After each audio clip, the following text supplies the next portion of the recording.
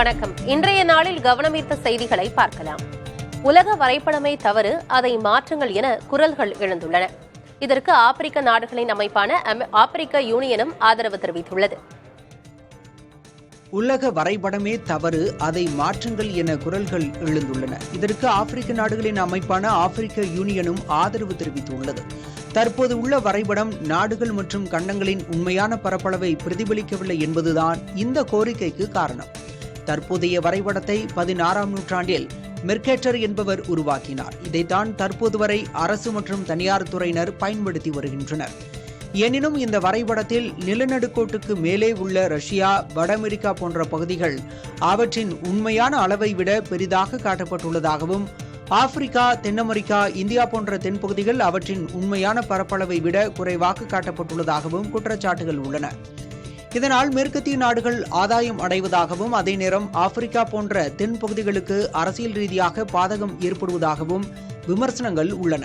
எனவே இந்த வரைபடத்தை மாற்றி அமைத்து உண்மையான பரப்பை பிரதிபலிக்கும் புதிய படத்தை அறிமுகப்படுத்த ஆப்பிரிக்க நாடுகள் கோரிக்கை விடுத்துள்ளன. ஆம்ஸ்டர்டாமின் கடல்சார் வரலாற்றை கொண்டாடும் 5 நாள் திருவிழாவான செயில் 2025 கோலாகலமாக தொடங்கியது.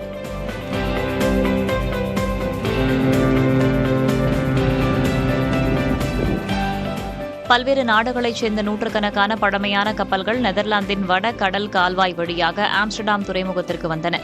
ஒவ்வொரு கப்பலும் துறைமுகத்திற்குள் நுழையும் போது 2 பீரங்கி குண்டுகள் முழங்கப்பட்டு அந்தந்த நாட்டின் தேசிய கீதம் இசைக்கப்பட்டது.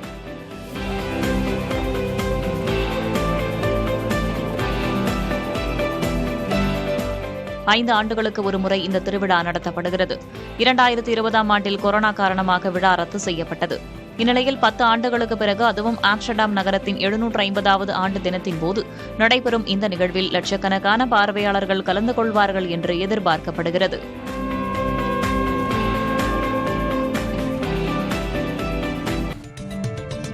பாகிஸ்தான் நாட்டின் கராச்சியில் பணம் கொண்டு சென்ற வாகனம் வெள்ளத்தில் மூழ்கிய சாலையில் சிக்கிக் கொண்டது. இதனையடுத்து பாதுகாப்பு அதிகாரிகள் பணத்தை மூட்டையாக கட்டி அப்புறப்படுத்தினர். பிறகு வெள்ளத்தில் சிக்கிய வாகனத்தை மீட்கும் முயற்சியில் ஈடுபட்டனர். இந்த சம்பவத்தின் வீடியோ வைரலாகி வருகிறது.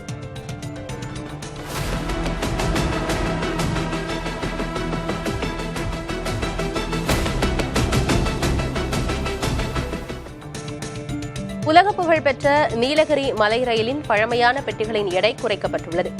சென்னை ரயில்வே பணிமனையில் 15 டன் எடை கொண்ட ரயில் பெட்டிகள் 12 முதல் 13 டன் பெட்டிகளாக எடை குறைக்கப்பட்டன.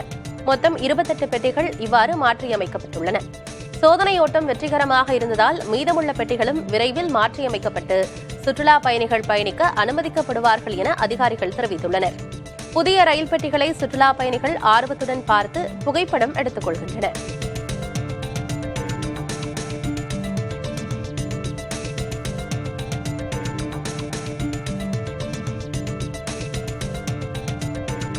அமில எதிர்ப்பு மாத்திரைகளை அதிகமாக எடுத்துக்கொள்வது உடல்நலக்கேடுகளை ஏற்படுத்தலாம் என்று மருத்துவர்கள் எச்சரித்துள்ளனர்.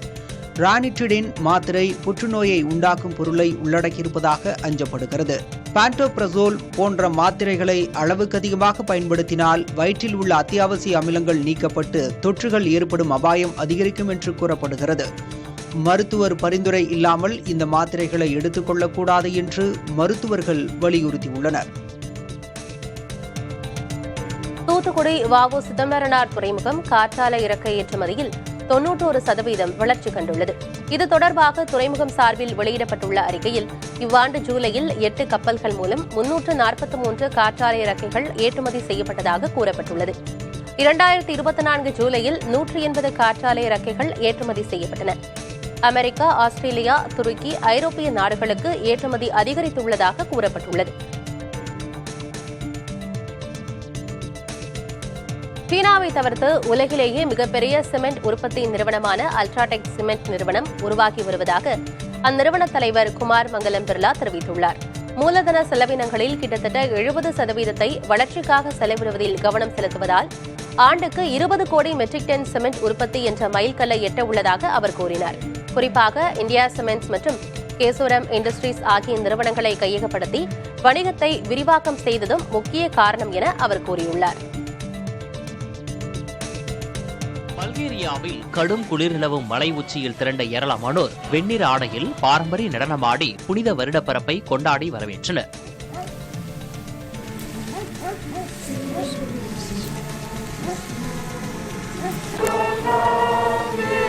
யுனிவர்சல் ஒயிட் பிரதர்ஹுட் என்ற அமைப்பைச் சேர்ந்த இவர்கள் ரிலா மலைத்தொடரின் மீது 7480 அடி உயரத்தில் திரண்டனர். வெள்ளுடை தரித்திருந்த அனைவரும் தெய்வீக வருடத்தை வரவேற்று நடனமாடினர். வெறுங்காலுடன் தரையை மிதித்து பிரபஞ்சத்தை போற்றும் விதமாக நடனமாடினர். வெண்மேகங்களின் பின்னணியில் திரைப்பட கனவு காட்சி போல இந்த நடனம் மனதை கவர்கின்றன.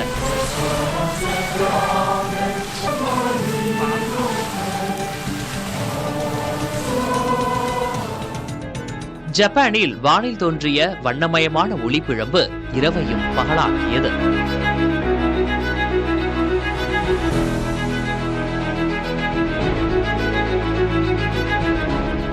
இந்த காட்சிகள் ககோஷிமா நகரின் பாலம், குடியிருப்புகள், பல்வேறு இடங்களில் பல்வேறு கேமராக்களிலும் சிசிடிவி கேமராக்களிலும் பதிவாகியுள்ளன.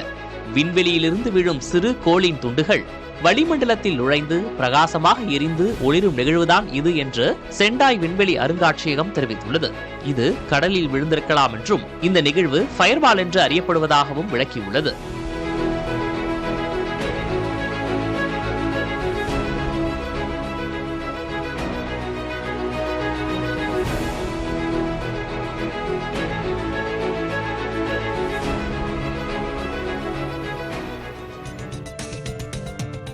உலகின் மிக விலை உயர்ந்த விநாயகர் சிலை எங்க இருக்கிறது தெரியுமா? பார்ப்பதற்கு சிறிய வெள்ளைக்கட்டி போல இருக்கும் இந்த விநாயகர் சிலையின் விலை 500 கோடி ரூபாயாம். இந்த விநாயகர் சிலை குஜராத்தின் சூரத் நகரைச் சேர்ந்த தொழிலதிபர் ராஜேஷ் பாய் வீட்டில் வைத்து வழிபாடு செய்யப்படுகிறது. 20 ஆண்டுகளுக்கு முன்பு காங்கோ நாட்டிலிருந்து 2.44 சென்டிமீட்டர் அளவிலான அன்கட் வைரத்தை வாங்கி வைத்திருக்கிறார் ராஜேஷ் பாய். இந்த வைரக்கல்லை விநாயகர் சிலையாக வடித்து அவர்கள் குடும்பத்தினர் வழிபட்டு வருகின்றனர். இந்தியாவில் வளர்ந்த பானு அட்ரி என்பவர் இங்கிலாந்து கடற்படையின் முதல் இந்து மத குருவாகியுள்ளார். இமாச்சல பிரதேசத்தில் வளர்ந்த பானு அட்ரிதான் இங்கிலாந்து கடற்படையின் முதல் கிறிஸ்தவர் அல்லாத மதகுரு என்பது குறிப்பிடத்தக்கது. அவர் கடற்படை வீரர்கள் மற்றும் பணியாளர்களுக்கு மதம் சார்ந்த போதனைகள், உதவிகளை அளிக்க உள்ளார். இங்கிலாந்து கடற்படையில் சுமார் 70 இந்து வீரர்கள் உள்ளது குறிப்பிடத்தக்கது. விமான நிறுவனங்களைப் போன்று இனி ரயில் நிலையங்களில் பயணிகளின் உடைமைகளின் எடை சரிபார்க்கப்படும் என இந்திய ரயில்வே தெரிவித்துள்ளது. அனுமதிக்கப்பட்ட எடையை விட அதிகமாக இருந்தால் கூடுதல் கட்டணம் வசூலிக்கப்படும் என கூறியுள்ளது. ஏசி முதல் வகுப்புக்கு 70 கிலோவும், படுக்கை வசதி கொண்ட சாதாரண வகுப்புக்கு 40 கிலோவும், பொது வகுப்புக்கு 35 கிலோவும் எடை வரம்பு நிர்ணயிக்கப்பட்டுள்ளது. முதற்கட்டமாக பிரயாக்ராஜ், கான்பூர் போன்ற முக்கிய ரயில் நிலையங்களில் இந்த திட்டம் அமலுக்கு வர உள்ளதாக தெரிவிக்கப்பட்டுள்ளது.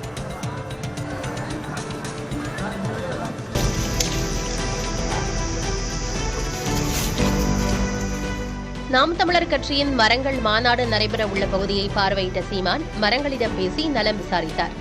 தம்மை கண்டு குலைத்த நாய்களை மாநாட்டுக்கு அனுப்பிவிடுவேன் என மிரட்டினார். திருத்தணி அருகே சென்னை திருப்பதி தேசிய நெடுஞ்சாலை பகுதியில் அமைந்துள்ள மனிதநேய தோட்டத்தில் நாம் தமிழர் கட்சி சார்பில் வரும் 30ஆம் தேதி மரங்கள் மாநாடு நடைபெற உள்ளது. இந்நிலையில் மரக்காடுகள் அமைந்துள்ள பகுதியை சீமான் பார்வையிட்டு மரங்களை கட்டித் தழுவி முத்தமிட்டு மரங்களோடு பேசினார். உரம் வச்சாங்களா உனக்கு? தீவனம் வச்சாங்களா? தண்ணி கொடுத்தாங்களா உனக்கு? எதுவும் உனக்கு பிரச்சனை இருக்கா? மகிழ்ச்சியாரு உனக்கு. தோட்டத்தை பார்வையிட்ட சீமானை கண்டு அங்கு பாதுகாப்புக்காக வளர்க்கப்பட்டு வரும் வளர்ப்பு நாய்கள் குலைத்தன. இதனையடுத்து மொத்த பேரையும் மாநாட்டுக்கு அனுப்பிவிடுவேன் என மிரட்டினார்.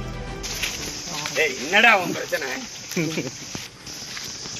ரொம்ப பண்ணின பூரா பிள்ளை மாநாட்டில் ஒன்று இறங்கி விட்டு. உலக புகழ்பெற்ற நாடக ஆசிரியர் ஆர்தர் மில்லரின் மிக பிரபலமான நாடகம் டெத் ஆஃப் எ சேல்ஸ்மேன் திரைப்படமாக உருவெடுக்கிறது. இந்த படத்தில் ஜெஃப்ரி ரைட் மற்றும் ஆஸ்கர் விருது பெற்ற ஒலிவியா ஸ்பென்சர் ஆகியோர் முக்கிய கதாபாத்திரங்களில் நடிக்கின்றனர். புலிட்சர் பரிசு பெற்ற நாடக ஆசிரியர் டோனி குஷ்னர் மற்றும் சினோனி ஷுக்வு ஆகியோர் இணைந்து இந்த திரைப்படத்தை இயக்கி திரைக்கதை எழுதியுள்ளனர். ஆம்பலின் என்டர்டைன்மெண்ட் நிறுவனத்தால் தயாரிக்கப்படும் இந்த படம் இந்த ஆண்டு நவம்பர் 27ஆம் தேதி வெளியாகும் என்று தெரிவிக்கப்பட்டுள்ளது. நாடு முழுவதும் ஆண்டுக்கு 3000 ரூபாய் செலுத்தி பயணம் செய்யும் ஃபாஸ்டாக் திட்டத்தில் அதிக அளவு பாஸ் வாங்கியதில் தமிழ்நாடு முதலிடத்தில் உள்ளது. இந்த திட்டம் ஆகஸ்ட் 15ஆம் தேதி அமலுக்கு வந்த நிலையில் முதல் நாளிலேயே நல்ல வரவேற்பு கிடைத்தது. அறிமுகப்படுத்தப்பட்ட 4 நாட்களில் 5 லட்சம் பேர் 3000 ரூபாய் ஃபாஸ்டேக் பாஸ் வாங்கியுள்ளதாக புள்ளி விவரங்கள் கூறுகின்றன. நாட்டிலேயே தமிழ்நாட்டில்தான் அதிக அளவு 3000 ரூபாய் பாஸ் வாங்கப்பட்டிருக்கிறது. இந்திய விமானப்படைக்கு 97 தேஜஸ் இலகுரக போர் விமானங்கள் வாங்கப்பட உள்ளன. 62,000 கோடி ரூபாய் செலவில் 97 விமானங்கள் ஹிந்துஸ்தான் ஏரோநாட்டிக்ஸ் லிமிடெடிடமிருந்து வாங்கப்பட உள்ளது. விமானப்படை வாங்க உள்ள தேஜஸ் மார்க் 1A ரக விமானங்களில் உள்ள 65% பாகங்கள் முற்றிலும் இந்தியாவில் உருவாக்கப்பட்டவை. தற்போதுள்ள பழமையான மிக் 21 ரக விமானங்கள் இந்திய விமானப்படையிலிருந்து விரைவில் கைவிடப்பட உள்ளன. அதற்கு பதிலாக தேஜஸ் விமானங்கள் பயன்படுத்த திட்டமிடப்பட்டிருக்கின்றது. ஏற்கனவே 48,000 கோடி ரூபாய் செலவில் 83 தேஜஸ் விமானங்களை வாங்க இந்திய விமானப்படை ஒப்பந்தம் செய்திருந்தது. அரசு பள்ளி மாணவர்களுக்கு ஈரானிய திரைப்படமான தி ஒயிட் பலூன் காண்பிக்கப்பட உள்ளது. அரசு பள்ளிகளில் 6 முதல் 9ஆம் வகுப்பு வரை பயிலும் மாணவர்களுக்கு மாதந்தோறும் சிறார் திரைப்படங்கள் காண்பிக்கப்பட்டு வருகின்றன. மாணவர்களுக்கு தன்னம்பிக்கை, விடாமுயற்சி மற்றும் மனிதநேயம் ஆகியவற்றை கற்றுக் கொடுக்கும் விதமாக தி ஒயிட் பலூன் திரைப்படம் உள்ளதால் அது திரையிடப்பட உள்ளது. சிறந்த மாணவர்கள் வெளிநாடுகளுக்கு கல்வி சுற்றுலா அழைத்துச் செல்லப்படுவார்கள் எனவும் பள்ளிக்கல்வித்துறை தெரிவித்துள்ளது.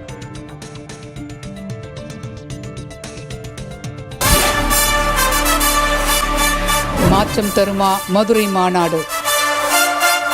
என்ன பேச போகிறார் விஜய்? என் நெஞ்சில் குடியிருக்கும் என்னுடைய எகிரும் எதிர்பார்ப்புகள், அரசியல் பார்வையாளர்களின் ஆழமான அலசல்கள். விஜய் கட்சி 2026 தேர்தலில் என்ன முடிவு எடுத்தா சரியா இருக்கும்னு நினைக்கிறேன். இன்னைக்கு தமிழ்நாடு அரசியலில் திமுக யாராவது ஒருத்தரை பார்த்து பயப்படுதுன்னா அது விஜயை பார்த்து தான். அவர் பேச்சும் தரமா இருக்கும், செயலும் தரமா இருக்கும், சம்பவம் ரொம்ப தரமா இருக்கும். பிரத்யேக நேரலைகள், நொடிக்கு நொடி அப்டேட் களத்திலிருந்து. தமிழ்நாட்டு அரசியலில் புதிய தலைமுறை டிஜிட்டலில் நாள் முழுவதும் மாநாடு 2.0